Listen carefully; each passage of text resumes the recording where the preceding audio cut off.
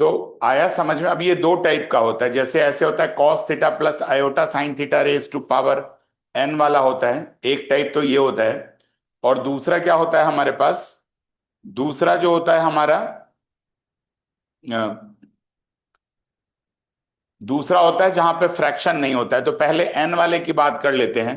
कभी भी एन वाले में आए तो कोई दिक्कत ही नहीं है। आप मतलब इसको पहले सीधा दिया हुआ है तब तो अच्छी बात है, नहीं दिया हुआ है तो पहले पोलर को इस फॉर्म में, सॉरी, नॉर्मल को इस फॉर्म में कर लो।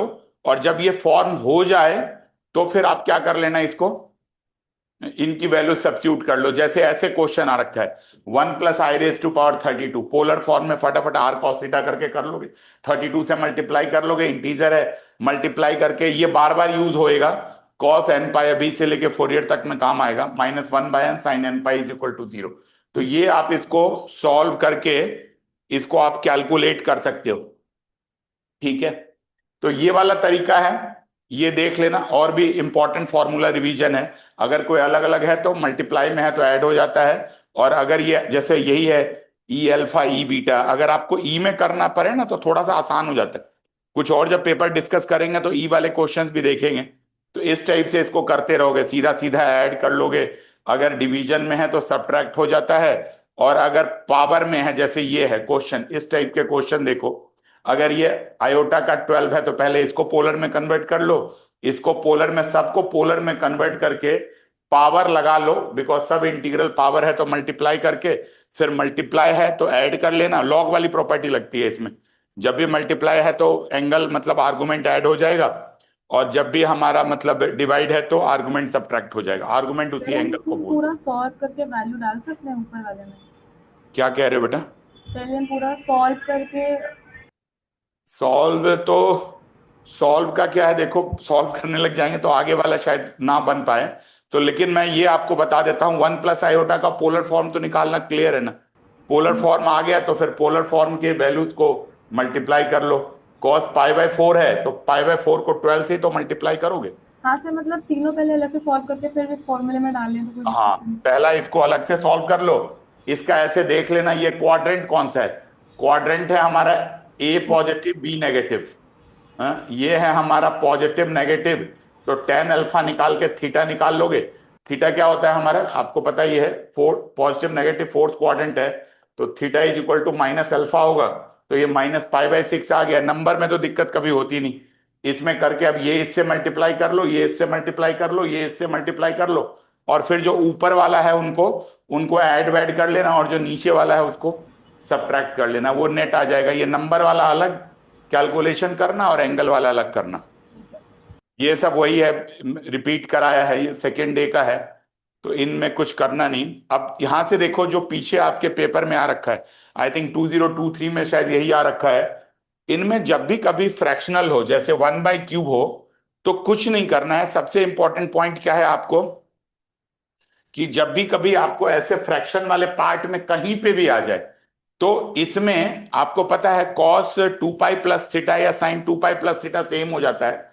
तो आप क्या लिख लोगे, cos 2kπ + theta iota sin 2kπ + theta का पावर ऊपर निकाल लोगे। पावर निकाल लोगे तो क्या हो जाएगा, ये यहां से मतलब 2kπ + थीटा कर लोगे और ये पावर को मल्टीप्लाई कर दोगे। कहोगे सर फर्क क्या आएगा? फर्क यही आएगा कि उसमें सिंगल वैल्यू आता है, इसमें जब मल्टीप्लाई करोगे फ्रैक्शन पार्ट में आता है, तो जो k की वैल्यू रखते हैं वो 0 से लेके q-1 तक रखते हैं। बस ये हमारे पास है फ्रैक्शनल के निकालने का। यही मैं दोबारा यहां बता रहा हूं, इंटीजर में सीधा सीधा मल्टीप्लाई होगा, और जब फ्रैक्शन में होगा तो 2kπ + थीटा करके कर लेना, मतलब वो बेटर रहता है। पहले 2kπ + थीटा कर लेना। अच्छा, कहता है कि कभी ऐसे p/q आए तो p का पहले निकाल लेना, मतलब पावर का निकाल लेना डीमोवर्स के इंटीजर जैसा, और फिर फ्रैक्शन का कर लेना। जैसे ये √3 - i/4 है, वैल्यू वैल्यू निकाल लोगे, फोर्थ रूट निकालना है, 1/4 करना है। एज इट इज पार्शियल निकाल लिया, 2k π करा, पावर को मल्टीप्लाई करा, और k की वैल्यू कहां से लोगे, तो k की वैल्यू 0 1 2 3, एक कम लेते हैं। तो ये वाला क्वेश्चंस भी 3 नंबर में आ चुका है। तो अगर 2023 का देखोगे पेपर और 2024 का देखोगे तो ऐसे ही दो क्वेश्चन आ रखा है, एक में आपको फ्रैक्शनल निकालना है और एक में i⁻⁴ निकालना है। ठीक है, बाकी पेपर आपके पास है ही तो आप वो शेयर कर रखा है तो आप वहां से देख पाओगे। ठीक है ना, ये वाला सब पॉइंट है। अब जैसे 1/3 भी निकालना है, तो 1/3 का ये पोलर फॉर्म आर आ गया, a² + b² थीटा आ गया। ये सब आपको करना आता है, आर थीटा निकल आएगा तो फिर कुछ करने की जरूरत ही नहीं है, आप सीधा सीधा करो। अब यहां पे देखो, cos π/4 प्लस आयोटा साइन π/4 है, फ्रैक्शन पावर है, तो डायरेक्ट मत मल्टीप्लाई करना, क्या करना है 2 के पाई दोनों में ऐड कर देना है एंगल में, और फिर मल्टीप्लाई करना। मल्टीप्लाई करने के बाद क्या करना है, आपको k की वैल्यू 0 1 2 3 रख देना। मैंने क्या किया, पहले सिंप्लीफाई करके वैल्यू रखी है, आप चाहो तो डायरेक्ट इसी में रख लेना अगर कंफ्यूज हो रहे हो तो नंबर उतने के ही आएंगे। जैसे 1 का कोई पावर है तो ये सेम सेम टाइप का है ये, तो ये फ्रैक्शनल पार्ट वाला है तो ये कर सर वही है, ये सब सब सेम है। हाँ, अब ये इंपॉर्टेंट आइडेंटिटी है, ये भी 2023 या 2024 में आ रखा है। ये ना रिलेशंस किसका है, ये थोड़ा ध्यान से देखना इसको ना। एक्चुअली आप बुक में भी देखोगे तो इतना ज्यादा डिटेल्स में उन्होंने दिया नहीं है, और लेकिन क्वेश्चंस आता है, कई बार इस पे क्वेश्चन आता है कि वैल्यूज दे देंगे, अंदर में भी आ जाता है। जैसे 6 नंबर वाले में होगा ना, तो 6 मार्क्स वाले में भी इसको ऐसे क्वेश्चन दे देंगे, 2 दे देंगे, आइडेंटिटी पे वेरीफाई करो इस टाइप का।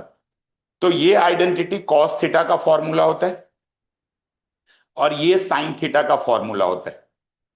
और ऐसे ही ये मतलब प्रूफ करा गया है, मैंने तो प्रूफ किया है, कई बार ऐसे प्रूफ वाला भी पहले आ जाता था, अभी तो लेटेस्ट में आते देखा नहीं, लेटेस्ट में एप्लीकेशन देखा। तो e⁻⁴ आयोटा थीटा का ये फॉर्मूला होता है, माइनस आयोटा थीटा करोगे, ये दोनों को ऐड करोगे तो कॉस थीटा की वैल्यू आ जाएगी, और सब्ट्रैक्ट करोगे तो साइन थीटा की वैल्यू आ जाएगी। और जब ये कॉस थीटा और ये साइन थीटा की वैल्यू आ जाएगी, तो आप रखोगे तो कटवट करके ये कॉस थीटा का फॉर्मूला आ जाएगा, साइन थीटा का आ जाएगा। ऐसे एक हमारे पास, अच्छा अब जैसे कह रहा है कि इसका प्रूफ करो, तो कोई बात नहीं, जहां जहां थीटा है वहां पे ए आ जाएगा, तो cos A theta sine A theta आ जाएगा। तो इस टाइप से आ जाएगा, मतलब ये सेम है। अब एक और इंपॉर्टेंट है जो बार बार एग्जाम में अभी भी आया हुआ है, रिसेंट के पेपर में 23-24 में आया हुआ, हाइपरबोलिक रिलेशन। तो हाइपरबोलिक में क्या होता है, आयोटा हट जाता है। कॉस हाइपरबोलिक करोगे ना, जैसे मान लो आपके पास क्या रिलेशन था, आपके पास ये रिलेशन था cos theta is equal to e⁻⁴ iota theta e⁻⁻ minus iota theta by 2। अब अगर cos हाइपरबोलिक x करोगे तो आयोटा हट जाएगा, तो cos x मतलब e⁻x plus e⁻ minus x by 2, मतलब ये आयोटा हट जाना है, बस आप इतना ही ध्यान रखो। आयोटा हटा के करोगे तो कॉस आ जाएगा, सेम प्रोसेस में आयोटा हटा के करोगे तो साइन आ जाएगा, ठीक है ना। तो ये पूरा का पूरा प्रोसेस है जिसमें लिख सकते हैं। अच्छा, ये हाइपरबोलिक का डिफरेंशिएशन हो सकता है हाइयर साइड में, जब डिफरेंशिएबिलिटी और कॉम्प्लेक्स में आ जाए तो दे देंगे। डिफरेंशिएशन कॉस का साइन होता है, साइन का कॉस होता है। जैसे नॉर्मल में क्या होता है, साइन का डिफरेंशिएशन तो कॉस होता है, लेकिन कॉस का क्या हो जाता है, माइनस साइन हो जाता है। तो इस टाइप से आप इसको फटाफट कर पाओगे। अब जैसे इंटीग्रेशन भी सेम होता है, कॉस का साइन साइन का कॉस होता है। तो अगर ये वेरीफाई करने के लिए आ जाए तो फिर आपको फॉर्मूला लगा के ही करना पड़ेगा, e⁻x नहीं आए तो आप सीधा सीधा यूज कर लो कॉस हाइपरबोलिक एक्स का sine hyperbolic x, sine hyperbolic x का कॉस हाइपरबोलिक एक्स। एक ना ये बड़ा इंपॉर्टेंट टाइप का क्वेश्चन है, ऐसे प्रूफ करने के लिए आ सकता है कि cos iota X is equal to cos hyperbolic X. तो इनमें करना कुछ नहीं है, आपको लेफ्ट साइड और राइट साइड में रख लेना है। कैसे करोगे देखो, ये लेकिन यूज करने के लिए आया हुआ है 2023 या 2024 के पेपर में भी आया हुआ है। एग्जैक्टली मेरे को ध्यान नहीं, लेकिन मैं चेक करके बताता हूं। लेकिन अगर ये हमारा कॉस आयोटा एक्स आ जाएगा तो कैसे लिख लोगे इसको, कॉस हाइपरबोलिक एक्स लिख लोगे, और उससे क्या होगा हमारा e⁻ iota theta e⁻ minus iota theta by 2 करके हम लोग इसको लिख सकते हैं, ठीक है। कॉस थीटा का फॉर्मूला होता ही है। अब थीटा के जगह पे अगर हम आई थीटा करेंगे तो क्या होगा, आई थीटा करोगे तो जहां जहां थीटा है वहां वहां आई थीटा कर लोगे। अब ये आई² आ जाएगा तो ये वाला पॉइंट आ जाएगा, तो ये कॉस हाइपरबोलिक एक्स आ जाएगा। तो ये रिजल्ट यूज करने के लिए आया हुआ है। अभी पेपर डिस्कस के क्वेश्चंस लूंगा तो आपको बता दूंगा कि कहाँ यूज करना है। सर ऐसे एक बार वापस बता दो ऊपर वाला भी, हाँ बेटा, ये वाला। ये वाला बताऊं, इसमें क्या है देखो, कुछ नहीं है, आपको ना रिलेशंस पता होना चाहिए। जैसे मान लो कॉस आई एक्स का लिखना है, तो अगर आपको कॉस आई एक्स का वैल्यू लिखना है, जैसे मान लो ये आपको कॉस आई एक्स का लिखना है, तो आप तो पहले देखो क्या होता है कॉस थीटा का फॉर्मूला, देखो कॉस थीटा क्या होता है, कॉस थीटा होता है e raise to power iota theta, e raise to power minus iota theta by 2, ये कॉस थीटा होता है।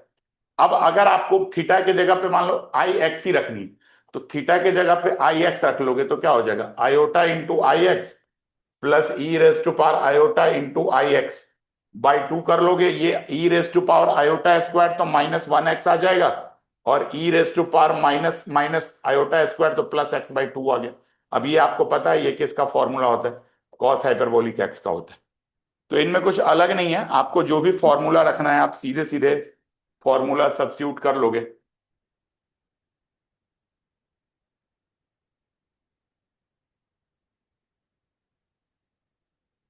ठीक है ना, ये कॉस का फॉर्मूला है, ऐसे साइन का फॉर्मूला है तो आप साइन का लिख सकते हो। अगर आपको ज्यादा ए वाले में दिक्कत होती तो मेन फॉर्मूला ही याद रखा करो, कॉस का ये वाला है और साइन का 2 आयोटा से डिवाइड। इस टाइप से सीधा सीधा फॉर्मूला लगा के आप अप्लाई कर सकते हो, तो आपको उसमें बिल्कुल दिक्कत ही नहीं होगी, कहीं भी आपको यूज करना है तो that you can use directly. ठीक है,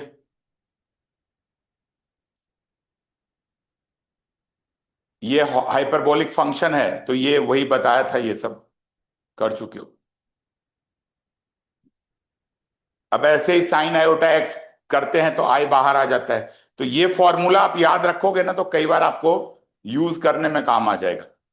अब जो दूसरा है, तो एक पार्ट तो 3 नंबर वाला पार्ट इतना ही था जो आपको पहला बताया था जब मैं आपके साथ ये शेयर कर रहा था, ये था पहला 3 नंबर वाला पार्ट। इनमें कभी कई बार ऐसा होता है कि 6 नंबर वाले पार्ट में भी आ जाता है, तो ये 3 नंबर वाला पार्ट तो यही था, ठीक है ना, इन्हीं में ये वाला था। अब ये दूसरा जो पार्ट है, ये एक ब्लॉक है एक दूसरा ब्लॉक है, ये 6 मतलब वैसे तो कहीं भी आ सकता है, मगर अगर मोस्टली ये 6 मार्क्स और 6 मार्क्स ये कॉम्बिनेशन बनाते हैं 12 मार्क्स का। 2 क्वेश्चन होता है उसमें आपको एक करना होता है, तो देख लेना जिसमें आप आसान वाला पार्ट होगा उसको कर सकते हो। अब देखो जैसे मैं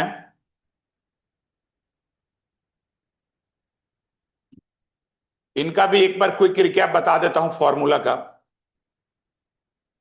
एक्चुअली ना इसमें लिमिट निकालना होता है और ये बाय दो साइड का फंक्शन होता है, 2 साइडेड फंक्शन होता है जिसमें आपको लिमिट निकालनी होती है। तो 2 साइडेड फंक्शंस का आई थिंक थोड़ा ये, 1 मिनट इसका रिमोट में थोड़ा साइड करता हूँ, एक तरफ कट रहा है शायद। हाँ, इनमें क्या होता है, आपको 3 लिमिट निकालनी होती है हर क्वेश्चन में, ये इसके बिना आप डिफरेंशियबिलिटी कर नहीं पाओगे। तो लिमिट के डायरेक्ट क्वेश्चन तो कम आते हैं लेकिन ज्यादातर कॉन्टिन्यूटी डिफरेंशियबिलिटी में यूज करना आता है। तो जो पहला पार्ट है उसका क्या है हमारा, लिमिट का करोगे जैसे मान लो x square minus y square, x square plus Y square है, तो एक पहले ना 2 साइड से लिमिट अप्रोच करो, पहले x टेंस टू 0 कर लो और y टेंस टू 0 कर लो, लगा लो जैसे x टेंस टू 0 करोगे तो खत्म आ जाएगा, और फिर उसके बाद जो कटेगा कट करने के बाद y टेंस टू 0 कर लो, और फिर इधर पहले y को 0 कर लो फिर x को 0 कर लो। अगर ये दोनों लेम अगर ये दोनों डिफरेंट आ जाए तो वैसे ही लिमिट डज नॉट एग्जिस्ट होता है। अदरवाइज क्या होता है कि अगर ये सारा का सारा सेम आ जाए, left hand limit right hand limit value अगर ये सारा का सारा सेम आ जाए तो हम लोग क्या बोलते हैं कि लिमिट एग्जिस्ट करेगा हमारा। ठीक है ना, तो आई थिंक ये समझ में आ गया आपके पास कि लिमिट एग्जिस्ट करेगा कि नहीं। एक और पॉइंट करते हैं, अगर ये दोनों सेम आ जाए तो भी आप क्या करोगे, y is equal to M X try करके देख लो। बुक में कई बार ये करते नहीं है, y is equal to M X करते हैं, लेकिन आप कर लेना, हो सकता है मार्किंग स्कीम में ऐसे फिट बैठ रहा हो, वहां पे जब यूनिवर्सिटी रिलीज करे तो उसमें हो सकता है कि कह रहे हो कि दोनों साइड क्यों नहीं चेक किया, तो तभी आप ना ये कर लेना, मतलब उसको ना कई बार वहीं से काम चला जाता है। अब देखो y is equal to M X करोगे तो क्या करोगे, ये थोड़ा सा ध्यान ध्यान से देख लो, जैसे एम एक्स रखोगे ना एम एक्स स्क्वायर करोगे, X square plus Y square जैसे एम एक्स करोगे, तो एम एक्स रखने के बाद क्या हो जाएगा, आप जैसे ही सबको आप इंटीग्रेट इंटीग्रेट कर लोगे। अच्छा, एक तो सबसे पहले जो 2 लिमिट एक साथ चल रहा था, जैसे एम एक्स रखोगे तो एक ही लिमिट चलेगी एक्स टेंस टू 0, और इसको पहले क्या करोगे ना कट कर लेना, अगर कोई कट हो रहा होगा एक्स, तो नहीं हो रहा है तो कोई बात नहीं। और ये रूल कहता है अगर एम बच गया तो लिमिट एग्जिस्ट नहीं करेगा, एम नहीं बचा तो लिमिट एग्जिस्ट करेगा। बिकॉज एम स्लोप होता है, तो एम अगर बच गया तो डिफरेंट स्लोप आएगा, डिफरेंट आंसर आएगा, तो आप लिखोगे लिमिट एग्जिस्ट नहीं करेगा। तो इस टाइप से आप ये कर पाओगे। ठीक है ना। अब ये सब कुछ क्वेश्चन आया हुआ है, बार बार आया हुआ है, 2014 में आया हुआ है, 2016 में आया हुआ है, उसके बाद भी आया होगा, आप चेक कर सकते हो। तो इनमें यही है। अब ये तो मैंने आपको जो पहला क्वेश्चन कराया था उसमें आई नहीं था, अब इसमें आई है। एक साइड रियल है, एक साइड ये है। तो आपको अगर, अच्छा एक चीज और होता है, इसको बोलते हैं, ये एग्जाम में आता है, जिसको बोलते हैं कॉन्टिन्यूटी चेक करना। तो कॉन्टिन्यूटी में क्या करोगे, यहां पे तीनों लिमिट चेक करोगे। अगर वो तीनों लिमिट की वैल्यू जीरो के बराबर है, जैसे ये z टेंस टू जीरो दे रखा गया है, तो हम बोलते हैं कि कॉन्टिन्यूअस है। ये हमारा पूरा का पूरा फंडा होता है, जहां से हम लोग कॉन्टिन्यूअस की करने की कोशिश करते हैं। अब कॉन्टिन्यूअस करोगे तो कैसे करोगे, जैसे मान लो z टेंस टू जीरो है, X Y goes to zero zero है, तो यहां से आप इसको कर पाओगे। तो वही सेम सेम आयोटा से, बस आयोटा को अपनी जगह छेड़ना मत। ठीक है ना। आयोटा है नरेंद्र मोदी, छेड़ दोगे परेशान कर देगा। देखा इलॉन मस्क को भी भड़का दिया उधर। तो ये मतलब ये गुजराती लोग जो होते हैं बड़े चालाक लोग होते हैं, बिजनेस माइंडेड होते हैं बेटा। उसने कहा कि इलॉन मस्क को कह दिया, वाह भाई, दिया तेरे को स्टारलिंक का साइट, तो बस ट्रंप का बैंड बजा। अब वो ट्रंप की बैंड बजा रहा है, पता नहीं क्या क्या बोल रहा है। तो इसीलिए क्या करना, आयोटा को मत छेड़ना, आयोटा एज इट इज रहने दो। जब भी ये पूरे क्वेश्चन में मेरी बात याद रखना, आयोटा से मत पंगा लेना, चाहे सी आर इक्वेशन हो, चाहे डिफरेंशिएशन हो। आयोटा एज इट इज, बाकी तो मेथड सब जगह वही लगेगा। ठीक है, लग के आ गया ये तो जीरो आ गया पहला लिमिट। ऐसे ही दूसरा लिमिट भी करोगे तो जीरो आ गया। ऐसे ही तीसरा लिमिट, वो सेम सेम लगाते रहो सब जगह, आयोटा रहने दो बस। ऐसे ही तीसरा limit y is equal to M X का भी किया तो जीरो आ गया, तीनों आ गया।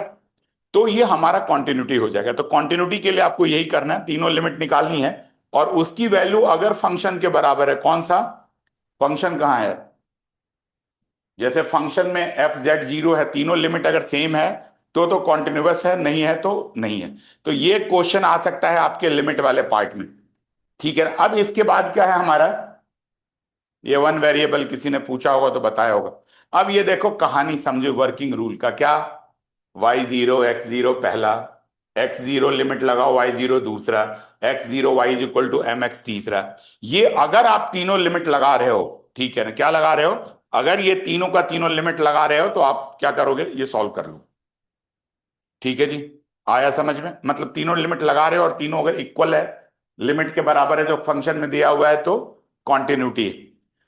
ये है हमारा अभी ये दो तीन क्वेश्चन। अच्छा कुछ बड़े नकली नकली वाले भी हैं, जैसे ये तो पता नहीं क्यों कभी क्वेश्चन में आया होगा, जैसे किसी को समझाने के लिए बताया होगा फर्स्ट में, आपके काम का नहीं है, वो ट्वेल्थ वाला बताया होगा। अब ये देखो, जैसे कह रहा है जी, बताओ कॉन्टिन्यूटी है कि नहीं। अरे क्या नकली क्वेश्चन, वही लेफ्ट हैंड लिमिट लगाओगे minus one, right hand, left hand right hand मत बोलो, कुछ ऐसे X tends to Y tends to लगाओ, दोनों डिफरेंट है तो कॉन्टिन्यूटी नहीं है। ठीक है ना। सर हाँ सर ये वाला जो फॉर्मूला लगा जैसे लगाना है, पर सर हम वैसे भी तो कर सकते हैं, जैसे डी जैसे कॉची लगाई, अगर सर वो इनफिनाइट वैल्यू आ रही है तो वो है, मतलब अपना कॉन्टिन्यूअस, और इक्वल आ रही है तो वो डिफरेंशियल है, तो सीधा हम वो लगाएंगे, हमें ये एम एक्स एम एक्स करने की जरूरत ही क्या है। नहीं नहीं, आप सीधा सीधा ना कॉन्टिन्यूटी वाले में इसी पे लगाओ। वो ये होता है कि अगर कोई सी आर इक्वेशन है और फर्स्ट ऑर्डर डेरिवेटिव कॉन्टिन्यूअस होता है तो डिफरेंशिएबल होता है। तो आप प्रॉपर्टी की बात करो, प्रॉपर्टी क्यों लगाना, आप डिफरेंशिएबिलिटी का चेक छोड़ो, आप कॉन्टिन्यूटी आए तो सीधा सीधा कॉन्टिन्यूटी की बात करो। ठीक है ना, क्यों चेंज करना। आप क्या कह रहे थे बताओ, एक बार दोबारा से बताना, क्या आप मेथड बता रहे थे। तो जैसे हम कोची लगाते हैं वो D U by D X D V by D Y, तो सर उस केस में जैसे फिनाइट वैल्यू आई तो वो कॉन्टिन्यूअस है, और अगर वही फिनाइट वैल्यू इक्वल आ रही है तो वो डिफरेंशिएबल है। हाँ तो कौची लगाना और कौन सा आसान काम, हाँ वो कौची में भी। भी तो पार्शियल डेरिवेटिव्स लगाओगे ही ना। तो क्यों थोड़ा चीजों को महंगा करना है ना। ठीक है ना, आराम आराम से सस्ते वाला काम कर। एक मूवी देखी थी, once upon a time in Mumbai. वो उसका जो हीरो है, आई थिंक कोई डॉन था, तो वो सामान खरीदने गया, कुछ मिला नहीं, गर्लफ्रेंड को गिफ्ट करना था, तो आई थिंक गुआवा मिल रहा था, वो सस्ता मिल रहा था। उसको कहा तू बता इसको महंगे से महंगे कितना ले सकता है, समझ ले आज के बाद तेरे को बेचना नहीं। तो उसको महंगा करके खरीद लिया, गर्लफ्रेंड को दे के आया 40 रुपए किलो वाला, कहा जी मैं 4,000 का खरीद के लाया हूं। तो बात यह है कि मैं यही बता रहा हूं कि क्यों कॉम्प्लिकेटेड करना, जब बड़े आराम से काम हो रहा है, स्मूथनेस के साथ काम हो रहा है, तो यही लगाओ ना, सीधा सीधा लिमिट लगाओ। ठीक है ना। y इज इक्वल टू, अगर ज्यादा दिक्कत है तो फर्स्ट सेकंड नहीं भी लगाओगे, लेकिन कई बार बच्चे बोलते हैं कि सर मैं तो करके आया था, नंबर कट गए थे, इसलिए मैं आपको बोलता हूँ राइट लिमिट लगाओ। अदरवाइज बुक में तो सीधा ही आपका y is equal to mx को ही करते हैं। ठीक है जी। अब जरा देखो, ये भी 2019 में आ रखा है। अच्छा, कई बार ये कॉम्प्लेक्स नंबर को यूज भी कर लेते हैं। जैसे real part of Z square निकालना है, तो जेड स्क्वायर करोगे तो जेड के जगह पे क्या लिखोगे, वही एक्स प्लस आयोटा वाई ले लोगे। जेड स्क्वायर निकाल लो, पहले निकाल के ये वैल्यू रख लो यहाँ पे अलग अलग। रियल पार्ट करना है तो जो ये वाला पार्ट है ये लिख लोगे, x square minus y square by x square plus Y square. इसको करके फटाफट आप सॉल्व कर लोगे। ठीक है ना, मतलब फिर वही लिमिट लगा लो, अगर लिमिट एग्जिस्ट करती है तो कॉन्टिन्यूअस है, नहीं तो नहीं है। ठीक है ना। अब जरा देखो,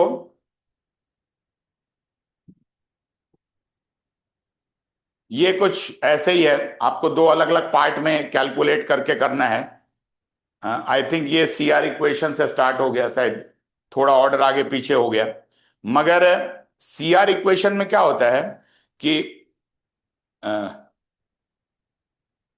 सी आर इक्वेशन में हम क्या करते हैं कि जैसे मान लो ये है यू, एक बार मैं ऑर्डर लिख ही देता हूं बिकॉज ये इंपॉर्टेंट है, ये आ सकता है बार बार में, फॉर्मूला बना देता हूं। जैसे सी आर इक्वेशन में दो पार्ट होता है। अगर कहीं पे del u by del x is equal to del b by del y आ जाए, और del u by del y is equal to minus del b by del x आ जाए, यू क्या है, रियल पार्ट, बी है imaginary part, तो हम बोलते हैं C R equation is satisfied. एक बात है कि कोई चीज अगर एनालिटिक है, एनालिटिक मतलब डिफरेंशिएशन है, तो सी आर सेटिस्फाइड होगी होगी, लेकिन सी आर सेटिस्फाइड का कोई गारंटी नहीं है कि डिफरेंशिएबल होगा ही होगा। तो इस टाइप से आपको ये वाला पार्ट देखना है। तो अगर आप इसकी बात करते हो, तो जैसे मान लो ये क्वेश्चन था, इस क्वेश्चन में क्या करना है आपको, u लिख लिया, v लिख लिया, आराम से ये u आ गया और ये v आ गया। अब del u by del x निकाल लो, del v by del x निकाल लो, और देखो दोनों इक्वल है तो सी आर इक्वेशन सेटिस्फाइड है। तो नॉर्मल जब इक्वेशन आता है तो आपको ऐसे ही करना होता है, ज्यादा कॉम्प्लिकेटेड नहीं होता है, यही सी आर का रिलेशन है। अब जैसे क्वेश्चन कहता है, ये वाला बहुत इंपॉर्टेंट क्वेश्चन है कि क्या origin C R equation satisfied होता है ओरिजिन का। तो अगेन फॉर्मूला की बात करते हैं, ये है लिस्ट ऑफ फॉर्मूला जो आपको लिखना है जब भी कभी आपका क्वेश्चन टोशेंट वाला आ जाए और ओरिजिन की बात करें। तो ये है हमारा list of formula del u by del x निकालने का, जहां पे आप क्या करते हो, u x zero, u zero zero by x, यहाँ पे एक्स, अगर यू का एक्स में निकालना है तो यू में यहाँ पे एक्स रखोगे, यू का वाई में निकालना है तो यू में वाई रखोगे। कहोगे सर ये और यू जीरो जीरो क्या है, कि जब ये इक्वेशन दिया हुआ है तो दूसरे में नहीं है, जीरो पे नहीं है तो जीरो जीरो ही है। तो बस आप अब क्या करना है, आपको ये फॉर्मूला लगाओ, बार बार ये यू एक्स जीरो आ जाएगा, यू वाई जीरो आ जाएगा, कट वट करके ये सारा का सारा कैलकुलेट करो। v आ गया तो v जीरो जीरो आ जाएगा, कैलकुलेट करो सारा, del u by del x, del b by del y, इनको अब ये सेम आ रहा है तो लिखोगे Cauchy C R equation satisfied करता है। ठीक है ना, मतलब ये हर एक का पॉइंट आ गया तो कॉची सी आर, मतलब ये फॉर्मूला है। वैसे तो पीडीएफ दिया ही हुआ है, लेकिन अगर किसी को स्क्रीनशॉट ले लेना है तो ये भी ले सकते हो। ये वो फॉर्मूला है जो सी आर इक्वेशन के लिए तब एप्लीकेबल है, नॉर्मली यही वाला ज्यादातर आता है जब आपके पास कोशेंट वोशेंट में आ जाए x square minus y square quotient में आ जाए, और दूसरी बात क्या हो प्रॉब्लम कि जीरो पे, कोशेंट प्रॉब्लम क्या है, एक कोशेंट में आ जाए और एक जीरो पे आ जाए, तो ये आप कर सकते हो। ठीक है ना, ये हमारा पूरा का पूरा तरीका है जो आप इसको यूज करते हो।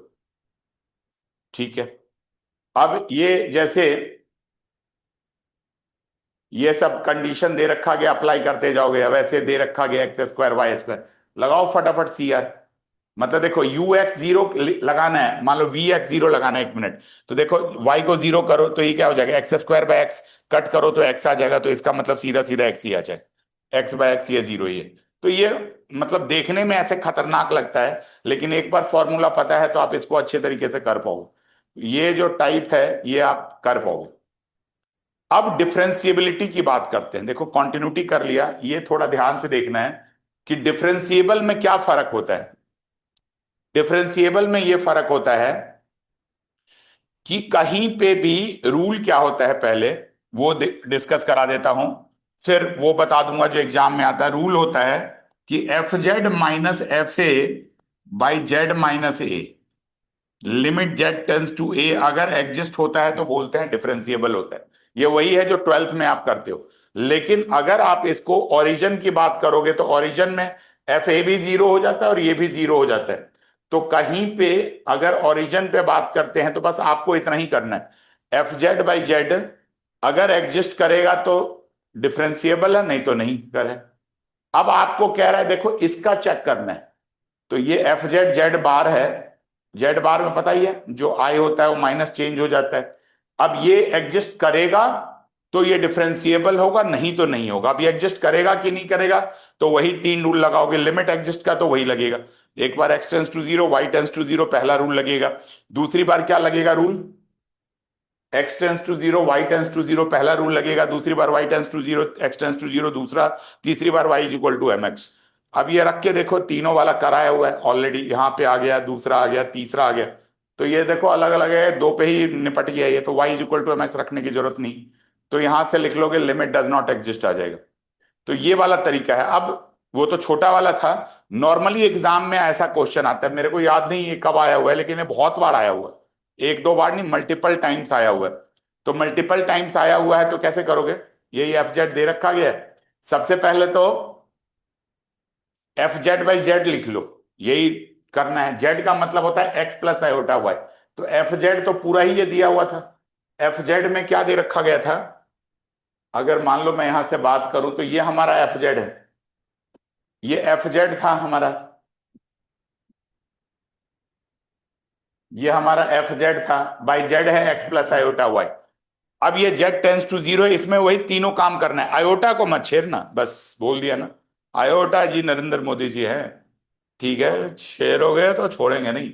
तो आयोटा मत छेड़ो, बाकी सब आप जो करना है वो करते चलो। एंड में आयोटा बच जाए डिनोमिनेटर में तो सिंप्लीफाई कर लेना, नहीं तो कोई बात नहीं।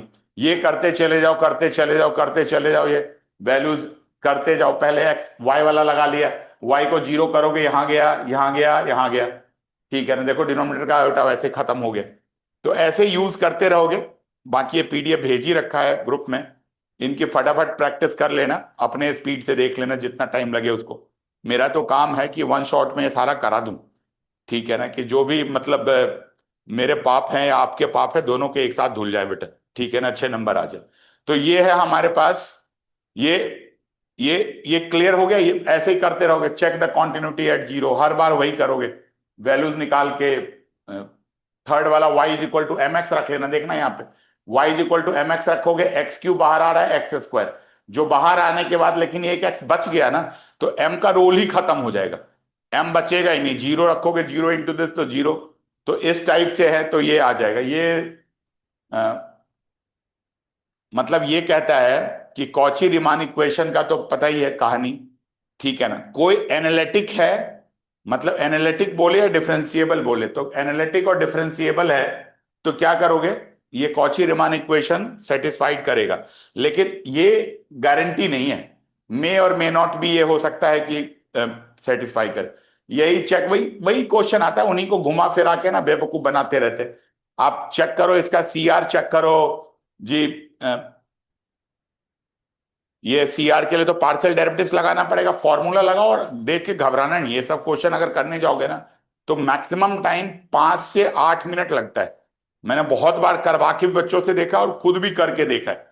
मैं तो चलो जब बता रहा होता हूं तो समझाना होता है, लेकिन अगर आप एग्जाम में करोगे तो 5 से 8 मिनट के अंदर, हो सकता है मैक्सिमम 10 मिनट लग जाए, राइटिंग अच्छी अच्छी बना के लिखोगे तो भी ये 10 मिनट के अंदर में ये आपका पूरा का पूरा पॉइंट आ जाएगा, ठीक है ना। अब जैसे जेड क्यूब दे रखा गया, तो जेड क्यूब को तो पहले रियल इमेजिनरी अलग है ही नहीं, तो एक्स प्लस आयोटा वाई का क्यूब व्यूब करके सॉल्व कर लोगे। अब ये रियल आ गया, ये इमेजिनरी आ गया। आयोटा क्यूब को ब्रेक करना है, आयोटा स्क्वायर को ब्रेक करना है, आयोटा क्यूब माइनस आयोटा में, आयोटा स्क्वायर -1 में, ये कर लोगे। तो ये अब बन गया, ये यू आ गया, वी आ गया। लगाओ सी आर इक्वेशन, जिस जिस फ्रंट पे लगाना है यहाँ पे भी अप्लाई करना है। तो बस ये होता चला जाएगा सी आर इक्वेशन का। अब ये कई बार नकली क्वेश्चन भी, एक बार देखो ये 2013 में दे रखा गया, अरे क्या question, 2x iota x y square, ये u हो गया, ये v हो गया। तो इसके लिए पार्शियली में ही सफिशिएंट, समझ में आ गया। इसके लिए वो मतलब पूरे में मत जाओ, पूरा मतलब क्या कह रहा था मैं कि अ, वही जो del u by del x करते हो उसमें मत जाओ, सीधा सीधा पार्शियली नॉर्मल डिफरेंशिएट करके चेक कर लो कि क्या है, क्या है तो है, नहीं तो नहीं है। मतलब अगर इक्वल है, ये क्वेश्चन एग्जाम में आया हुआ है, अच्छा क्वेश्चन है। आई थिंक अभी भी शायद एग्जाम में, पीछे मैं चेक कर रहा था, ये हार्मोनिक करके आता है, वो भी अभी मिलने थॉमसन करूंगा तो कई बार कॉन्जुगेट हार्मोनिक निकालने के लिए बताते हैं, तो वो भी बता दूंगा। बस सीधा हाफ लॉग। अब इनमें आप वो del u by del x में यू एक्स जीरो इस सब में जाने की जरूरत नहीं, जो सीधा सीधा डिफरेंशिएट हो रहा है उसको सीधा सीधा डिफरेंशिएट कर लो, इसका डिफरेंशिएट कर लो, इसका डिफरेंशिएट करो, कह रहा है एनालिटिक है, तो इसका मतलब क्या होगा, सी आर सेटिस्फाई होगा।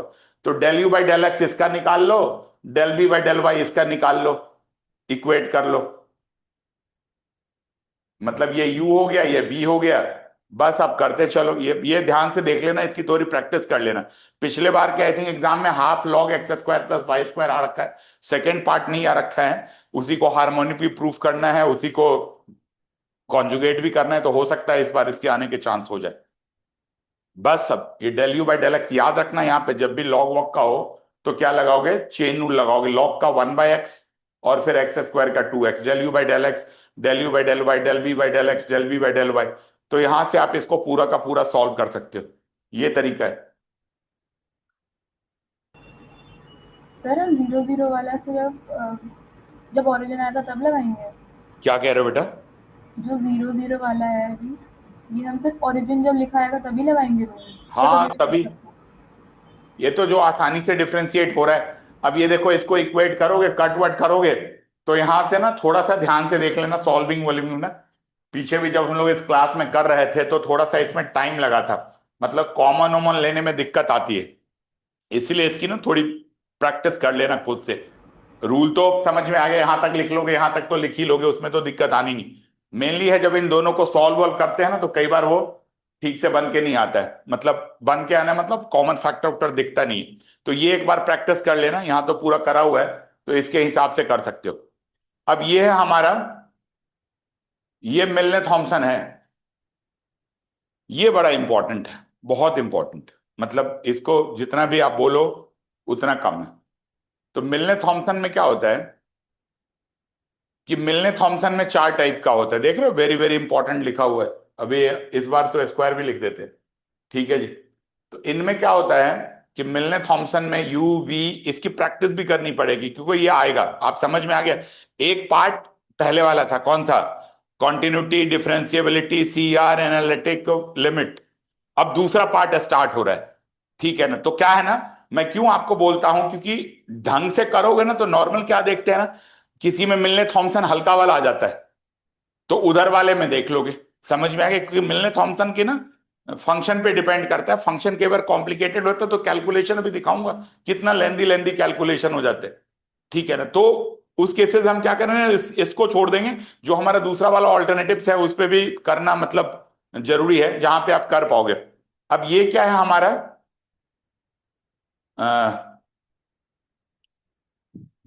कहाँ है यार, हाँ।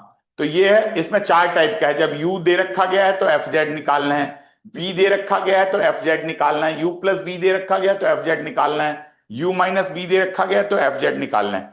तो ये ना 4 टाइप का क्वेश्चंस आता है, ठीक है ना। मतलब जब भी ऐसा कोई क्वेश्चन हो तो ये 4 टाइप का क्वेश्चंस मतलब एग्जाम की रिक्वायरमेंट है, जो आपको पूछ सकते हैं। अब इनका ना कोई बिल्कुल टेंशन ही मत लेना, आराम आराम से अब थोड़ा सा स्पीड इसको स्लो कर लेते हैं, ठीक है ना, क्योंकि ये कॉन्सेप्ट थोड़ा स्लोली समझने वाले हैं, हाँ? जैसे दूसरे के यहाँ जाते हो ना डिनर करने के लिए, तो स्लोली स्लोली अपना चम्मच नहीं उठाया, मैं तो जाता हूँ खा के ही जाता हूँ पहले से, आज भी मेरे को जाना है रात में कहीं पे, मैं तो पहले से घर के से खा के जाता हूँ, मेरे से कंट्रोल ही नहीं होता वहां, ठीक है ना। तो देखो यहाँ पे, अब मैं आपको बताता हूं क्या करना है। एक बार मैं थोड़ा स्लो करते हैं स्पीड को, और प्रोसेस पे आते हैं, लिख के दिखाता हूं। अरे कहां चला गया, हाँ। अब ये देखो, जैसे मिलने थॉमसन है, इनका पहला स्टेप क्या होता है, हम लेट करते हैं क्या, f z is equal to u plus iota b. वैसे तो लिखा भी हुआ है, लेकिन एक बार थोड़ा सा स्लो में करके दिखाते हैं, बिकॉज लिमिट वाला तो निपटा दोगे, उसमें ज्यादा दिक्कत नहीं आती, उसमें थोड़े वो जो 4-5 क्वेश्चंस हैं और जो आपके पास 23-24 इस सब के क्वेश्चंस कर लोगे तो आ जाएगा। मिलने थॉमसन को अच्छे तरीके से समझना बहुत जरूरी है। क्या समझना जरूरी है? एफ जेड है हमारा, यू प्लस आयोटा बी है, तो इसको ना डिफ्रेंशिएट पार्शियली, चाहे कोई भी क्वेश्चन हो, partially with respect to x करो, तो क्या हो जाएगा? Del f z by del x is equal to del u x plus iota del v by del x. ये होता है, ये हमारा इक्वेशन नंबर 1 होता है। अब क्वेश्चंस क्या होता है, इनमें 4 टाइप होता है। पहला, इसका दिस और सी आर इक्वेशन के हेल्प से। सी आर क्या होता है? सी आर इक्वेशन होता है del u by del x is equal to del v by del y, del u by del y is equal to minus del v by del x. इसके help से इसको निपटाते हैं। क्या करते हैं, जैसे मान लो टाइप 1 है, u इज गिवन। जब u गिवन है तो क्या लिखोगे बताओ? Del u by del x निकालोगे आप। जब भी आपका u गिवन है तो del u by del x निकल जाएगा and del u by del y निकलेगा। यही ना? आप क्या निकालो? जब u गिवन है तो del u by del x निकालो, और del u by del y यही निकाल सकते हो, बिकॉज v है ही नहीं आपके पास। आया समझ में? तो जब आप del u by del x निकालते हो या del u by del y निकालते हो, तो उस केसेस में क्या होता है, आपको तो del v by del x चाहिए ना, तो del v by del x तो है नहीं, तो del v by del x यहां से देखो कैसे निकलेगा, minus del u by del y से निकलेगा। तो आप इसको del u by del x iota del v by del x के जगह पे minus del u by del y करके, ये हमारा पहला कंडीशन आ जाता है, मतलब ये टाइप 1 हो जाता है। समझ में आ गया? वी नहीं था तो वी को हमने बना लिया। ये स्टेप 2 की बात कर रहा हूं मैं, जैसे हम स्टेप 2 में कैसे जाते हैं। ये स्टेप 1 है, ये स्टेप 2 है। इस केसेस में मान लो v इज गिवन, तो क्या निकाल पाओगे बताओ? v इज गिवन तो निकाल पाओगे del v by del x और del v by del y. अब देखो del v by del x तो है हमारे पास, लेकिन क्या मिस हो रहा है? Del u by del x. अब del u by del x कहां से आएगा बताओ?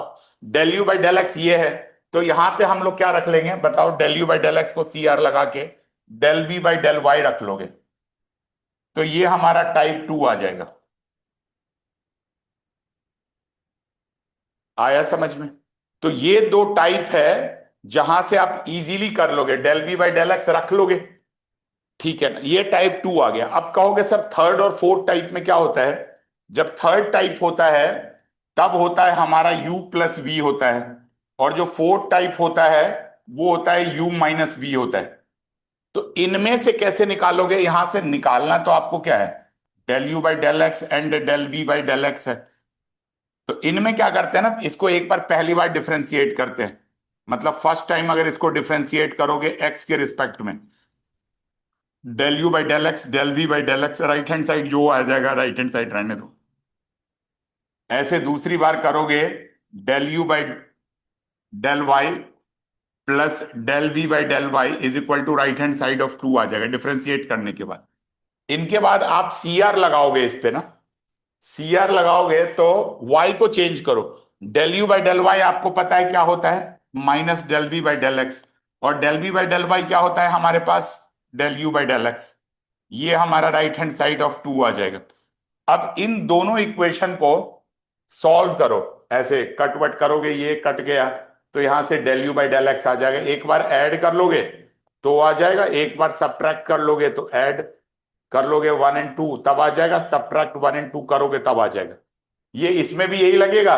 यही चीज हमारे पास सेम अप्लाई होगी टाइप 4 में, u माइनस वी में। इन दोनों जगह पे सेम कर लोगे तो सेम करने के बाद जो ये अप्लाई होएगा ये इन्हीं टाइप से अप्लाई कर पाओगे, ठीक है ना? और जब ये सेम टाइप का अप्लाई हो जाएगा तो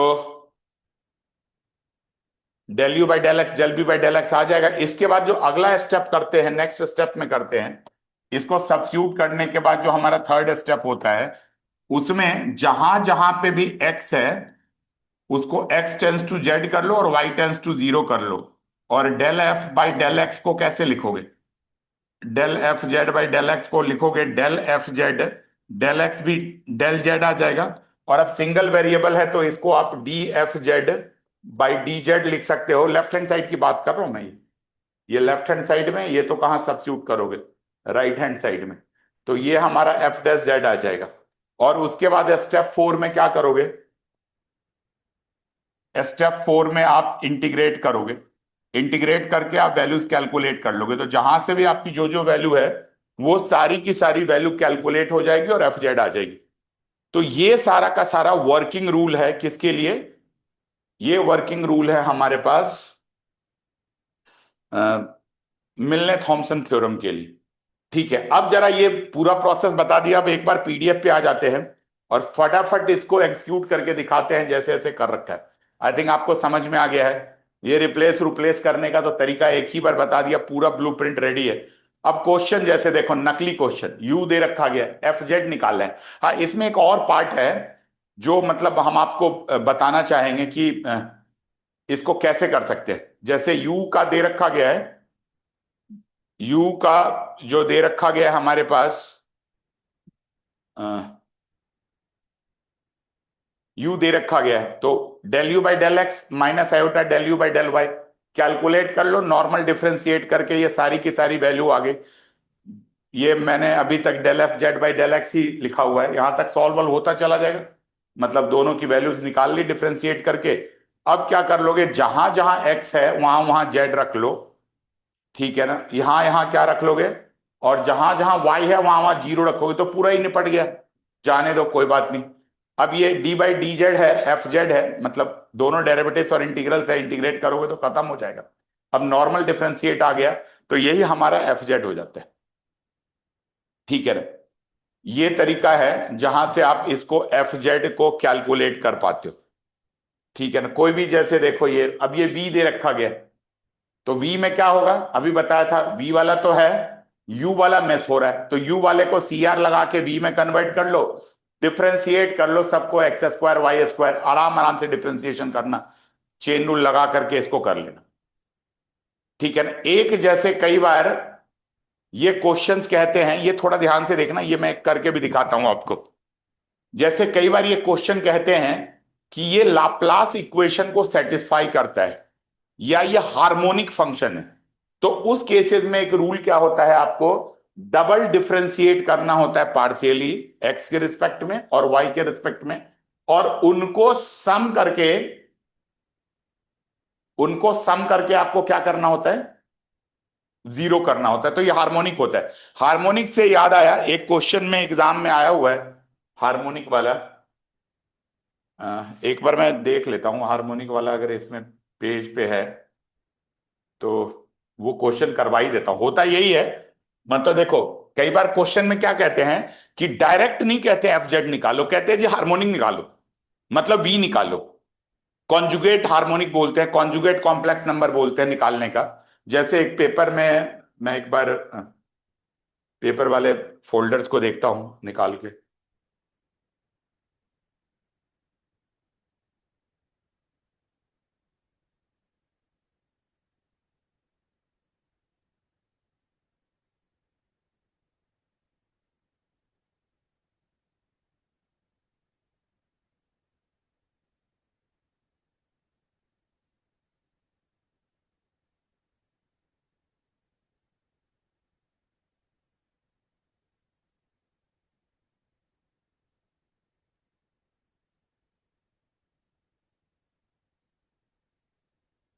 एक बार देख लेते हैं बेटा, अगर क्वेश्चन आ जाता है तो।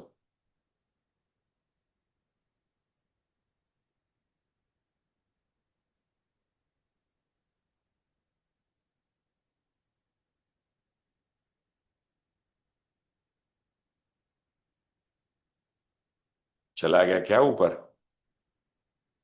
नहीं जी, अब आ गया, देखो ये क्वेश्चन भी पेपर भी आ गया।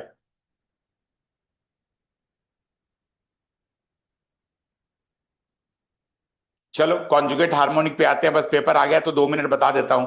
ये आई रेस टू पावर आई वाला अभी करा दिया, रियल एंड इमेजिनरी पार्ट का। ये वाला भी -1 + √3 iota raise to power 3/2। I think दिख रहा है, थोड़ा जूम करूंगा।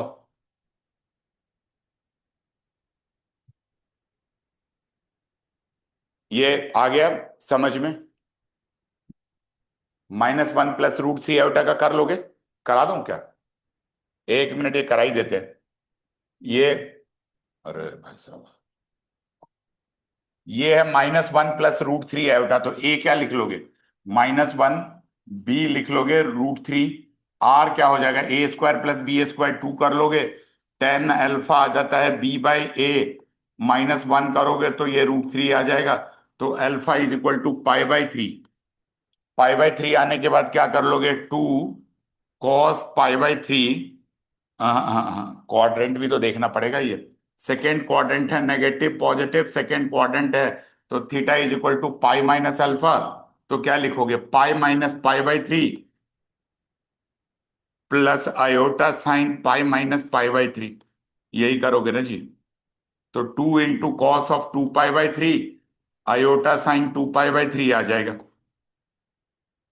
ये पॉइंट आ गया। अब कहता है इसका पावर निकालना है 3/2। तो 2, देखो जरा ध्यान से, cos 2π/3 plus iota sine 2π/3 raise to power क्या है? 3/2। ध्यान से देखना, ये 3/2 है, तो 3/2 में इस पे 2 पे भी आएगा, तो 2 को तो बाहर ही निकाल लो। 2 रेस टू पावर 3/2 निकाल लिया आपने। अच्छा, उसके बाद क्या होगा? इसका करना है तो इनका करने का दो तरीका है, बट मैं तो यही कहता हूं कि जो नंबर उम्बर्स है ना, उसको पहले मल्टीप्लाई कर लो। मतलब इसको ले लो हाफ रेस टू पावर, नहीं सॉरी, 3 रेस टू पावर ½ कर लो। तो 3 कर लोगे तो ये आ जाएगा 2 रेस टू पावर 3/2। 3 से मल्टीप्लाई कर लोगे इसमें एंगल में ना, 2π/3 आयोटा साइन 2π आ जाएगा। रेस टू पावर क्या है हमारा? ½ अब ये आपको पता है कि अब ये ½ आ गया है, तो अब आप इसको क्या कर लो? 2 raise to power 3/2 cos 2k π plus 2π plus iota sine 2k π plus 2π। ये थोड़ा एनोटेट कर रहा हूं तो ये जगह कम बच रही है। ये आ जाएगा। अब इसमें k के जगह पे क्या रख लेना? वैल्यू k के जगह पे 0 और 1 रख लेना, ये दो रूट आ जाएगी। ऑल द क्या लिख रहा है? वैल्यूज, इसलिए बोल रहे हैं। ठीक है ना? कोई सर ऐसे सर एक काम ना करें इसको कि यही कर लो, यही बेटर है।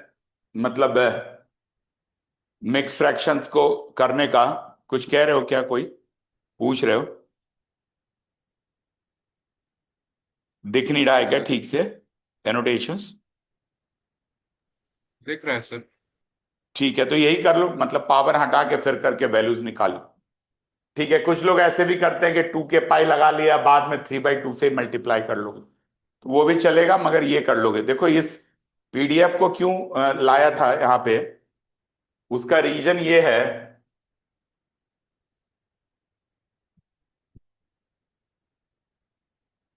इस पीडीएफ को इसलिए लाया था कि ये क्वेश्चन करना था। देखो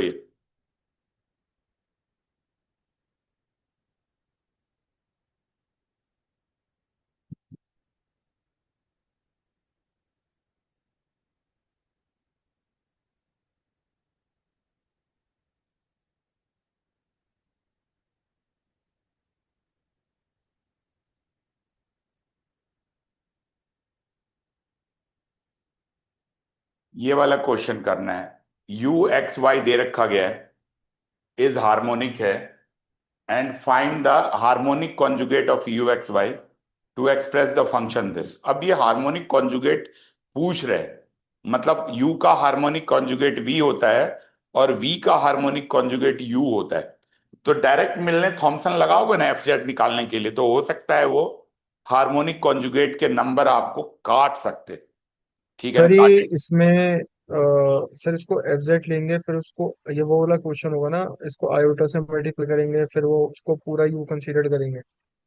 हाँ वैसे भी कर सकते हैं, बट इसका ना जैसे जैसे इन्होंने पूछ रखा है ना, एक बार मैं करके दिखाता हूँ, शायद 1-2 मिनट लगेगा, लेकिन ये क्वेश्चन आ सकता है। ये क्वेश्चन जब हमने पहली बार बताया था तो इतना डिटेल्स पे नहीं करा था वी निकालने का, मतलब दूसरे जगह तो करा हुआ है लेकिन ऐसे एफ जेड में नहीं करा हुआ है। तो देखो ये आया हुआ है ना, तो अच्छा इनके ये ऑर्डर भी कभी अलग है, कभी ये इंटीग्रेशन को फर्स्ट यूनिट में डाल रहे हैं, कभी दूसरे को डाल रहे हैं, तो आप ना एक बार उससे कंफ्यूज मत होना यूनिट 1 2 से। तभी मैंने ना कंबाइंड यूनिट 1 और 2 का बनाया था कि ये ना आईपी में कभी कभी फ्लक्चुएट होता रहता है बेटा, ठीक है ना। तो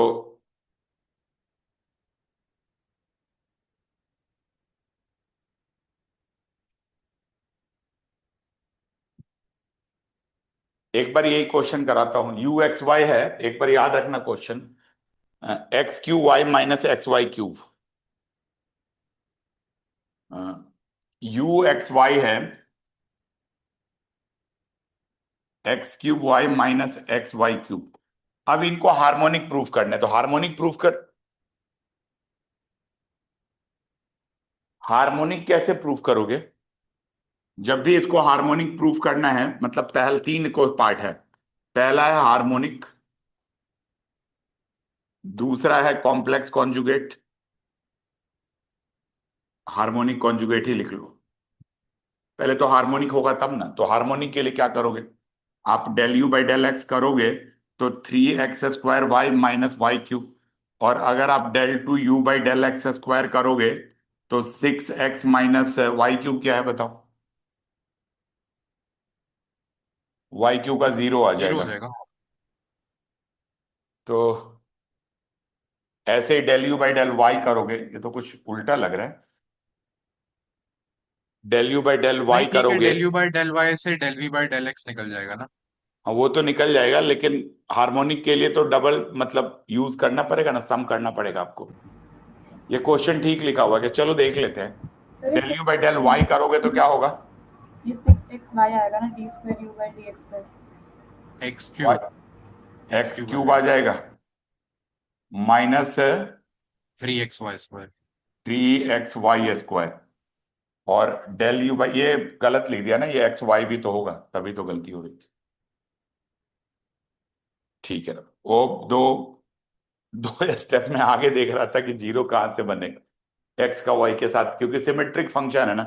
सिमेट्रिक फंक्शन में तो पता ही है वही सेम आ जाता है, साइन चेंज होता है बस। तो del two u by del y square करोगे तो ये 0 चला जाएगा, अब ये 6xy आ जाएगा। तो देखो अगर आप इनको सॉल्व करोगे, del two u by del x square, del two u by del y square, तो ये 0 आ जाएगा पूरा का पूरा, ये तो एक 6xy या माइनस 6xy। तो शायद 2 नंबर इसके और मिल रहे होंगे। अब ये कह रहे हैं कि सेकेंड स्टेप है आपको कॉम्प्लेक्स, क्या कह रहे हैं आपको सेकेंड स्टेप में कहते हैं हार्मोनिक कॉन्जुगेट निकालने का। तो क्या करो, सी आर इक्वेशन लगाओ। मतलब अगर आपको हार्मोनिक कॉन्जुगेट निकालना है तो सी आर इक्वेशन लगा लो। सी आर इक्वेशन कैसे लगाओगे, del u by del x, मतलब आपको डेल वी निकालना है ना, तो del v by del x is equal to क्या होता है, यू ही पता है आपको, और del v by del y पता है क्या होता है हमारा, ये माइनस होता है, और ये del u by del x है, ये लगाओ। अब del b by del x का क्या करोगे, del u by del y already निकाल रखा है, तो वो लिख लो आप यहां से ना, minus x cube minus 3x² y. यहां थोड़ा जगह स्पेस बना लेते, मतलब अगर आप ये लिखोगे तो यहां से क्या हो जाएगा, हाँ यहां से लिखोगे तो 3 del u by del y लिखोगे ना, तो x cube minus plus 3xy² आ जाएगा। अब ये del v by del x है। अब याद करो फर्स्ट सेमेस्टर में जब हम ऐसे वेक्टर स्केलर फील्ड निकालते थे तो क्या करते थे, अगर आपको वी को इंटीग्रेट करना होता था तो पार्शियली इंटीग्रेट होगी ना, तो एक्स क्यू का क्या हो जाएगा बताओ, एक्स क्यू का इंटीग्रेशन x4 आ जाएगा, x4/4, और यहां पे y² और 3 कांस्टेंट आ जाएगा, तो x²/2 प्लस एक कांस्टेंट लिख लो, C1 लिख लो। ये पहला पार्ट है कांस्टेंट कैसा वाला। ऐसे ही दूसरा पार्ट आप यहां से कैलकुलेट करोगे, तो दूसरा पार्ट कैसे कैलकुलेट होएगा, del v by del y क्या है हमारा, del u by del x है। तो del u by del x पता है हमारा 3x² Y minus Y cube है। ये है हमारा del v by del y है। तो अब अगर आप यहां से सॉल्व करोगे तो कैसे सॉल्व होगा बताओ। v के रिस्पेक्ट में इंटीग्रेट करोगे तो 3x² y² by 2 minus Y cube है ना,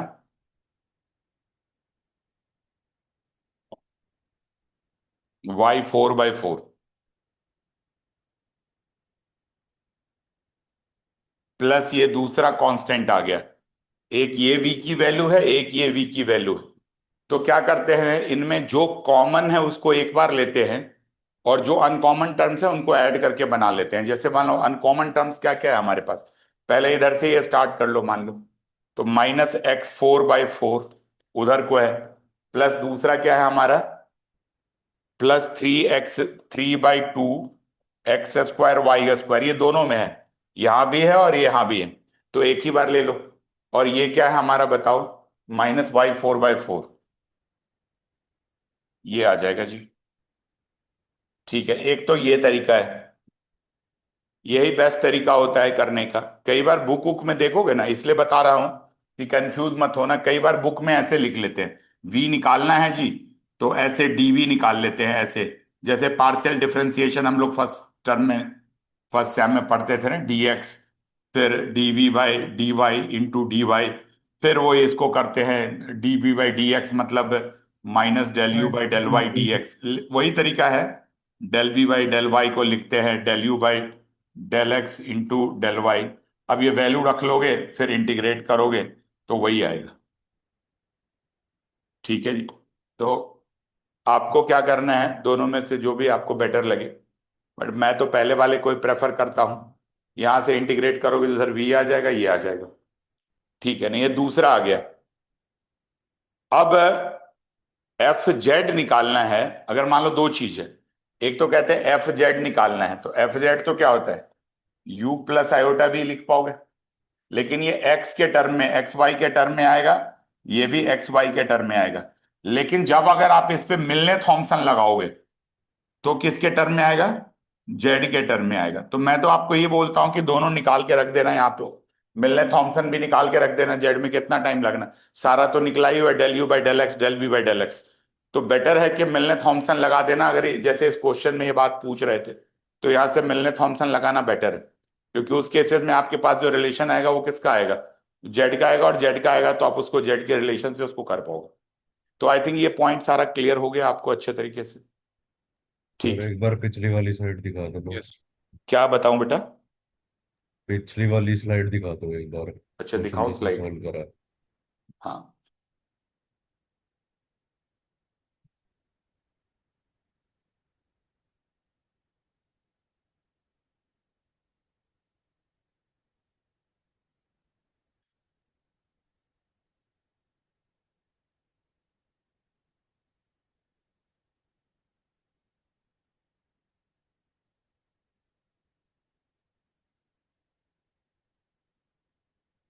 लिख लिया बेटा, भेज भी दूंगा मैं, ये तो टेंशन मत लो। अब जरा देखो, ये वाला तो आपने कर लिया सारा, ये अच्छे तरीके से आ गया। ये तो चलो अभी यूनिट 2 करेंगे तब देखेंगे। अब ये बाइलिनियर बाइलिनियर का ये कभी कुछ अलग है, ये सब यूनिट 2 का पॉइंट है। तो अब जरा देखो, एक वो दूसरा पेपर भी देख लेते हैं।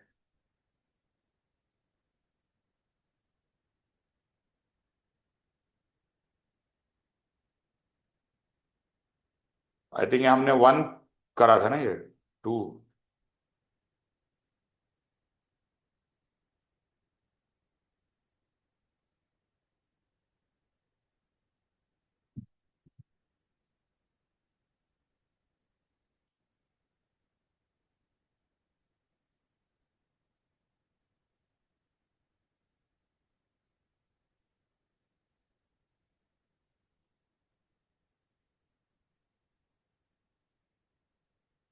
हाँ, आ गया।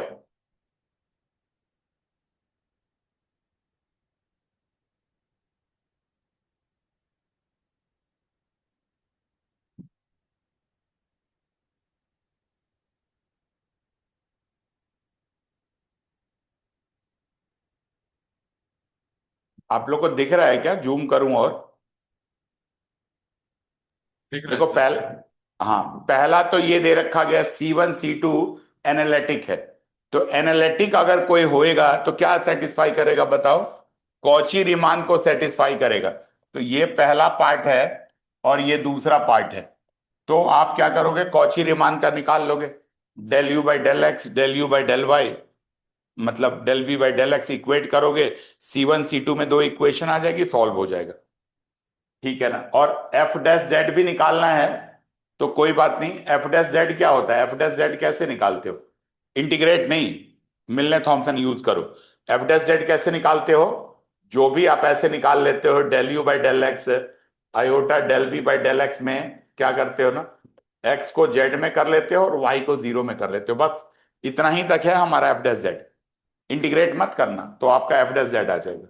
समझ में आ गया? इंटीग्रेट कर लोगे तो फिर एफ जेड आ जाएगा। समझ में आ गया? तो ये C1 C2 की वैल्यू निकाल के इसमें रख लेना और फिर उसके बाद कर लेना। ऐसे ही कहता है ये हार्मोनिक है, अभी अभी करा है, और हार्मोनिक के साथ हार्मोनिक कॉन्जुगेट भी निकालने के लिए कह रहे हैं। तो बस ओनली V निकालना है, इसमें एफ जेड तक नहीं जाना है। तो आप ये दोनों पॉइंट कर पाओगे, पहला भी कर पाओगे, दूसरा भी कर पाओगे। तो ये तरीका है जहां से आप इसको। सर हाँ, आपने जो फर्स्ट वाला क्वेश्चन कराया सेकंड का ये, तो उसमें सर वो तो समझ आ गया कि कोची रेमन से वो निकल जाएगी वैल्यू C1 C2 की। बट सर वो कह रहे हैं वो एनालिटिक है, तो मतलब सर एनालिटिक प्रूफ करने के लिए तो आपने मिलने थॉमसन मतलब FZ निकालने, मतलब F का नहीं, हाँ, डिफरेंशिएशन वो Z। तो एनालिटिक है। तो देखो एक्चुअली क्या है ना, इस एनालिटिक का क्या यूज है इस क्वेश्चन में? इस एनालिटिक का एक ही यूज है कि भाई कोई एनालिटिक है तो CR इक्वेशन सेटिस्फाई करेगा। बस CR सेटिस्फाई करेगा तो ये U है, ये हमारा V है, तो del u by del x और del u by del y निकाल लोगे। Del v by del x, del by C1 C2 आ तो सर गया। C1 C2 की वैल्यू हमें आप रख लेना इसमें, मतलब निकलने के बाद C1 C2 रह गया। तो अब आपके पास क्या है? Del u by del x भी आपके पास होगा, मतलब del u by del x भी अगर निकालोगे हाँ तो हाँ C1 सर। के टर्म में ही आएगा ना। C1 की वैल्यू रख लेना। और del u by del y भी होगा। एफ डेल जेड का क्या होता है? ये del u by del x iota del v by del x रख के एक्स को बस जेड में और वाई को जीरो में, बस इतना ही कर। सर इंटीग्रेट पर मत हमें करना। कैसे पता चलेगा कि वो जो वाली इक्वेशन है या फिर V वाली, क्योंकि उसमें मिलने थॉमसन में तो दो होती है ना, integration of phi z comma zero plus i, और एक होती है माइनस आई जिसमें dy बाई डी और dy बाई डी जेड होता है। तो इसमें कैसे पता चलेगा कि कौन सी इक्वेशन पूछ रहा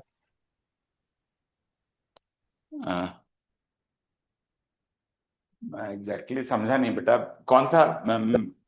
जब हम जैसे मिलने थॉमसन करते हैं नॉर्मल वाला, हाँ तो सर हाँ उसमें आपने बताया था ना चार टाइप होते हैं, या फिर सर हाँ एक हाँ, होता है जिसमें वो वो तो वैल्यू। यूवी से पता ही चल गया। इसमें तो देखो क्या है, इसमें तो अच्छी बात है, यूवी दे रखा गया, वी भी दे रखा गया। ठीक है ना? और वो लिखा रहता है कि where the real part is this, imaginary part is this. आया समझ में? तो अगर रियल लिखा हुआ तो यू हो गया, इमेजिनरी लिखा हुआ तो वी हो गया। आया समझ में? और u plus v, u minus v दिया हुआ है तब तो कोई दिक्कत ही नहीं। कई बार तो रियल इमेजिनरी की जरूरत ही नहीं, तो लिखा ही होता है यू दिस वी दिस। ठीक है? तो सर वहां पर से टाइप कर इसमें लोगे। कैसे पता अभी आते चलेगा? हैं, एक बार मिलने थॉमसन पे आते हैं। थोड़ा क्वेश्चन ना जितने टाइप के हैं वो वहां पे भी आ जाते हैं। बस ये पेपर खोला था तो सोचा कि करा दूं। ये आ गया, ये क्लियर हो जाएगा। ये तो चलो अभी जब सेकेंड यूनिट को रिकैप करेंगे तब कर लेंगे। एक ये वाला क्वेश्चन है, ये थोड़ा सा अच्छा है, मतलब इसको कराता हूं मैं। फर्स्ट पार्ट ये बोला ना, रियल इमेजिनरी वाले क्वेश्चंस आते हैं। तो इसको ले लेते हैं कहां से? E raise to power sine x plus y. इसको जी सर। व्हाइट बोर्ड पे ले जाता हूं बेटा। ये क्या है हमारा? E raise to power sine x plus iota y था क्या? Iota y. हाँ चलो ठीक है। इसको आपको रियल एंड इमेजिनरी में ब्रेक करना है। तो सबसे पहले तो साइन ए प्लस बी की आइडेंटिटी लगाओ। साइन ए प्लस बी की आइडेंटिटी याद है ना? क्या है? Sine a cos b plus cos a sine b. ये आइडेंटिटी है हमारे साइन ए प्लस बी की। तो जैसे ही आप साइन ए प्लस बी की आइडेंटिटी लगाओगे तो क्या हो जाएगा बताओ? साइन एक्स ये ए है और ये बी है। तो साइन एक्स क्या हो जाएगा बताओ? Into cos, cos i Y. Cos i Y plus क्या हो जाएगा? कॉस एक्स प्लस साइन आई एक्स वाई। साइन साइन आई आई वाई। वाई, ये ठीक है जी। अब इसके बाद क्या है, और तो कुछ है ही नहीं। नहीं सर। अब इनको अलग अलग करो, ई सर रेस पहले टू इसको हाइपरटोनस में नहीं करना चाहिए? क्या, सर इसको एच वाली फॉर्म में लिख दें, पैराबोलिक फॉर्म में। कौन से फॉर्म में बेटा? सर क्योंकि पैराबोलिक फॉर्म में भी तो लिख सकते हैं ना, कॉस आई वाई को सर कॉस एच डाल दें, और उसको साइन आई को आई साइन वाई डाल दें, एच वाई, उससे भी हो हाँ, जाएगा। अब फिर सर हाइपरबोलिक में ही तो करोगे। जैसे कॉस आई वाई का क्या होता है बताओ, मतलब अब नेक्स्ट में क्या करोगे, आपके पास फॉर्मूला पता है ना? क्या फॉर्मूला पता है? Cos i y is equal to क्या होता है बताओ? कॉस एच एक्स, तो कॉस एच वाई के बराबर हो जाएगा। और साइन आई वाई क्या होता है? माइनस साइन एच एक्स, यही होता है ना? यस या नो? अरे इतना टाइम लगाओगे मेरे सारे चैंपियनों। हम्म। तो शायद साइन आई वाई साइन एच वाई होता है शायद, पता नहीं। हाँ, साइन एच वाई होगा ना। देखो कहाँ है, एक बार आ जाते हैं। मल्टीटास्किंग, इतने तो पीडीएफ खुल गया। किसमें था ये?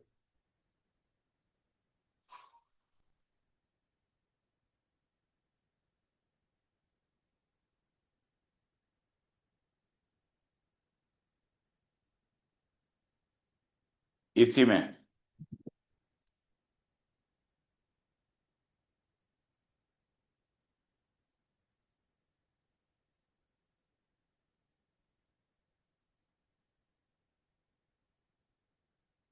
ये आपको इसलिए बता रहा हूँ कि एक बार देख लोगे ना तो। ईटीसी आगे।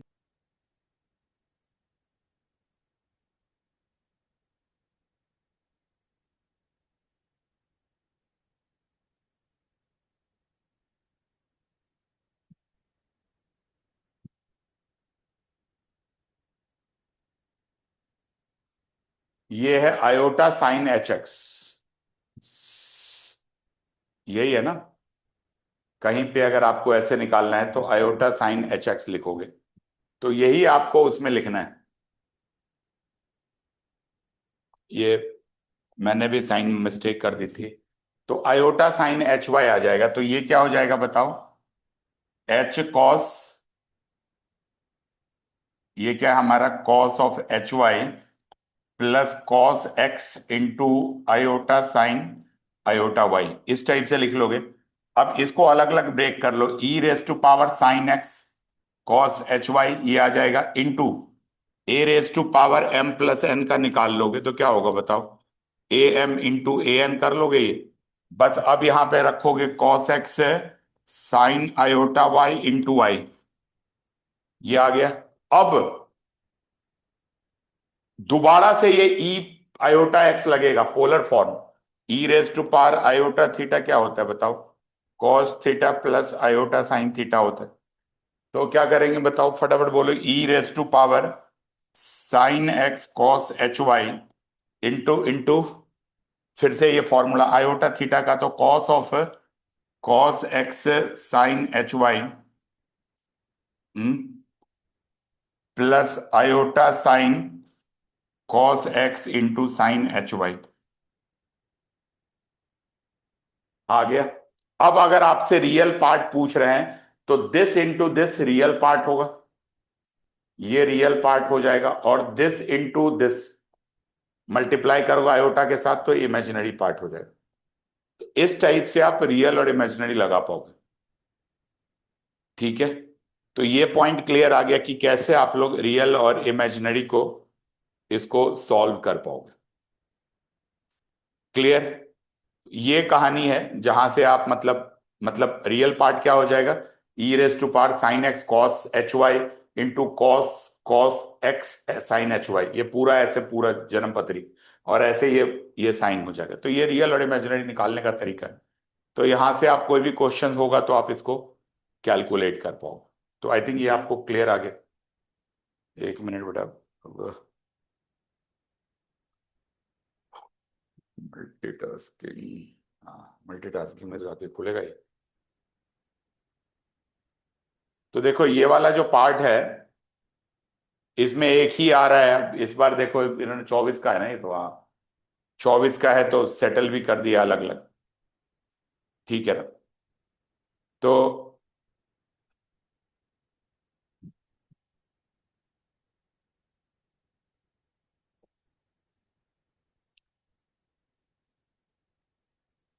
ठीक है, तो इस टाइप से आप इसको कर पाओगे। अब मैं एक बार पुराना से फिर से उसी अपने पीडीएफ पे आ रहा हूं जो मैं करवा रहा था।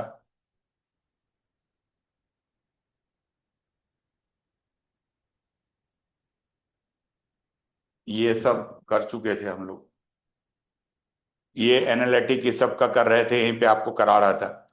एफ जेड आ गया देखो, ये लिखा हुआ है ना, क्वेश्चन आप पूछ रहे थे वेर वी इज, दिया हुआ वी या इमेजिनरी पार्ट एट मैक्स देंगे, या यहाँ पे देखो जैसे ये तो लाप्लास ये करवा दिया था, इसी के कारण वहां पे गए थे।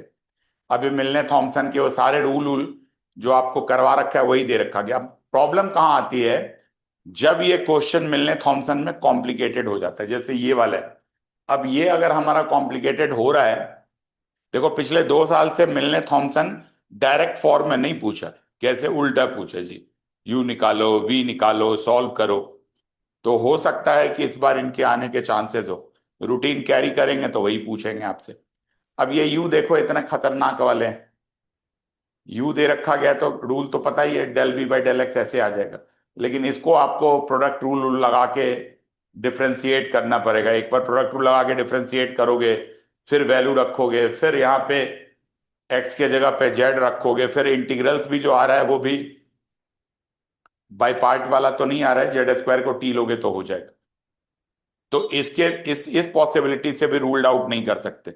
ये कुछ क्वेश्चन है, इसी को कभी पूछ रहे कि लाप्लास या हार्मोनिक करो, तो अब देखो एक बार में तो इतनी हालत खराब हो रही थी, 2 बार में कितनी हालत खराब हो गई। अब मैं ये कह रहा था, ये थर्ड वाला जो है टाइप थर्ड है, एफ जेड है, यू प्लस वी है और यू माइनस वी है, ये हमारा एफ जेड है बेटा। तो इनमें वही करोगे, रूल लगाओगे, फिर आपको बताया था, यही वर्किंग रूल बताया था कि कैसे सॉल्व करना है। मतलब आप del u by del x निकाल लोगे, del b by del x निकाल लिया। ये अभी देखो राइट साइड में कितना लेंदी काम हो रहा है। ऐसे लेफ्ट साइड करोगे del u by del x y में करोगे, फिर सब्स्टिट्यूट करोगे, फिर इनको ऐड वैड करोगे, तो ये आ जाएगा तो काफी टाइम लगेगा। यहाँ से डेल यू बाई बताया था ना, ऐड करोगे तो del u by del x आएगा, सब्ट्रैक्ट करोगे तो del b by del x आएगा, वैल्यू यहाँ रख करके फिर ये करोगे। तो इसकी प्रैक्टिस कर लेना। ये टाइप 4 है यू माइनस वी का, यहां भी देखो खतरनाक खतरनाक, यू माइनस वी निकालना है आपको, e x cos y minus sine y. तो डिफ्रेंशिएट ये पार्शियली करोगे, वैल्यूज वैल्यूज निकालते रहोगे, और वैल्यूज निकालने के बाद ये पॉइंट वैसे ही आएगा। बस फर्क होगा, इसमें ऐड करोगे तो del u by del x आएगा, del del b by del x आ जाएगा। ऐड सब्ट्रैक्ट देख लेना, इस पर कुछ याद रखने की जरूरत ही नहीं, ये आ जाएगा ये। अब इसके बाद तो वही टाइप है जहां पे आपको करना है। तो यही है पूरा का पूरा, कहीं पे भी एक बार एक्स के रिस्पेक्ट में करो, एक बार वाई के रिस्पेक्ट में करो। सीआर से किसको चेंज करना, वाई वाले को एक्स में चेंज करना, कंफ्यूज मत हो जाना किसका एक्स करना है किसका यू का करना है, यू वी का नहीं करना। किसका करना है, जहां जहां नीचे वाई है उसको एक्स में कन्वर्ट कर लो, मतलब यू वी दोनों का चेंज होगा। ऐड सब्ट्रैक्ट करो, ये स्टेप आ जाएगा ये आप। अब ये कुछ और क्वेश्चंस हैं, इन्हीं के प्रैक्टिस है, सीआर के ही है ये तो I think same repeated questions practice है।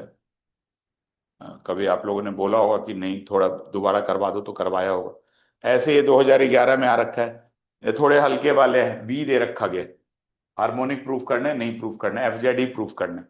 तो वही सेम वी का प्रोसेस लगाओगे, प्रोसेस सेम प्रोसेस होता रहेगा।